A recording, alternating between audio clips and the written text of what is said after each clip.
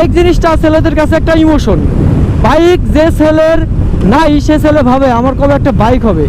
আবার যে ছেলেটা একটা বাইক কিনে ফেলছে সেই ছেলেটা চায় আমার এই বাইক হবে না, আমার একটু উন্নত বাইক লাগবে, যেমন আমার একটা R15 লাগবে, আমার একটা 4B লাগবে।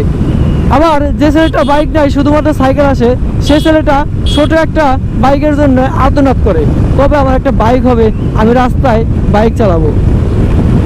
একটা ছেলে রাস্তা দিয়ে বাইক যখন যায় তখন তাকিয়ে থাকে এরকম একটা বাইক কবে আমার হবে। আমিও এক সময় যখন আমার বাইক ছিল না তখন আমি তাকায় থাকতাম কখন আমার একটা বাইক হবে, কবে আমি একটা বাইক নিয়ে রাস্তায় নামবো এবং কবে আমি একটা বাইক নিয়ে চালাবো, মানে খুব শখ করতো। আর এখন নিজের বাস্তবিত একটা বাইক।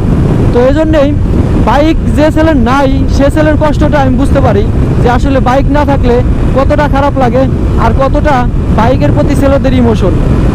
এই দেখুন আমি বাইক চালাচ্ছি, বাইক চালিয়ে বাড়ি যাচ্ছি, আমার খুবই ভালো লাগতেছে, মনে শান্তি। আর যদি বাইক না থাকতো আমি যাইতাম বাসে করে, এতক্ষণ বাসে করে কোথায় পড়ে থাকতাম ঠিক নাই। বাইক একটা বিপদের সঙ্গীও বলা যায়। আপনি যখন একটা বিপদে পড়বেন হঠাৎ করে তখন কিন্তু আপনি ধূপ করে বাইক নিয়ে সেই জায়গাটায় যেতে পারবেন। আবার অনেক পোলাপাইন আছে যেমন জব করে, হঠাৎ করে তার জব চলে গেল কিন্তু তার বাইক আছে, ঠুক করে নেমে গেল রাইড শেয়ারে। আমার এমন পরিচিত ভাই ব্রাদার অনেক আছে যে যারা কিনা জব চলে যাওয়ার পর রাইড শেয়ার করে তার সংসার চালাইতেছে, আর রাইড শেয়ার করে আর জব খুঁজে, তারপর আবার জব হয়ে যায় তখন আবার রাইড শেয়ার ছেড়ে দিয়ে তারপরে সেই জবটা করে থাকে। তো এই কারণে বাইক ছেলেদের একটা ইমোশন, আবার বাইক বিপদের সঙ্গীও বলা যায়। তো যারা ভাবছেন বাইক কিনবেন অবশ্যই বাইক কিনবেন, কিন্তু বাইক কেনার আগে নিজে একটা ইনকামের চিন্তা করুন। বাপের টাকাতে বাইক অনেকেই কিনতে পারে, বাপে যখন একটা বড়লোক বাপ যদি বাইক কিনে দেয় তার তো কিছু মনেই হয় না যে আসলে বাইক কিনে দিতে আমার কষ্ট হইলো না, বড়লোক বাপ অনেক টাকা পয়সার অভাব নাই। আর একটা গরিব বাপ সে কিন্তু বাইক কিনে দিতে খুব হিমশিম খায়, একটা বাইকের দাম অনেক টাকা, এতগুলো টাকা সে জোগাড় করতে খুব কষ্ট করে, আর খুব কষ্ট করে তারপরে ছেলের জন্য টাকা জোগাড় করে বাইকটা কিনে দেয়।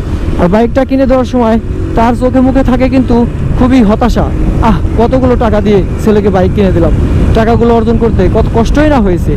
কিন্তু ওই ছেলে তা বুঝে না, ওই ছেলে সেই বাইক নিয়ে তারপরে রাস্তায় নেমে বেকার ছেলে কিন্তু, আর ওই বেকার ছেলেটা রাস্তায় নামার পরে সেই বাইক নিয়ে উড়াধুরা টান মারে বন্ধুদের সাথে উড়াধুরা টান মেরে, নতুন রাইডার যেহেতু এক্সপিরিয়েন্স কম সে করে দুর্ঘটনা, আর দুর্ঘটনা করার পরে সেই ছেলেকে নিয়ে হসপিটালে যায় বাবা মা, হসপিটালে গিয়ে তার পিছনে খরচ হয় আরও টাকা, অনেক টাকা।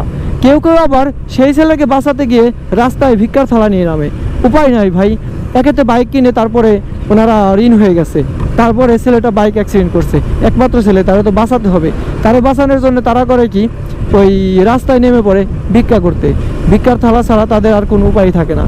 তো যেই সমস্ত ছেলে পেলে ভাবছো যে বাবা মাকে চাপ দিয়ে তারপরে বাইক কিনবা, প্লিজ দয়া করে এই কাজটা করবা না। আগে নিজে ইনকাম করো, কিছু টাকা ইনকাম করো, তারপরে একটা বাইক মেনটেনের ক্ষমতা তোমার হোক, তারপর তুমি একটা বাইক কিনতে পারো এবং সেই বাইক নিজে চালাবা এবং বাইকের কিছু সমস্যা হলে সেটা নিজেই সারাবা নিজের ইনকাম দিয়ে।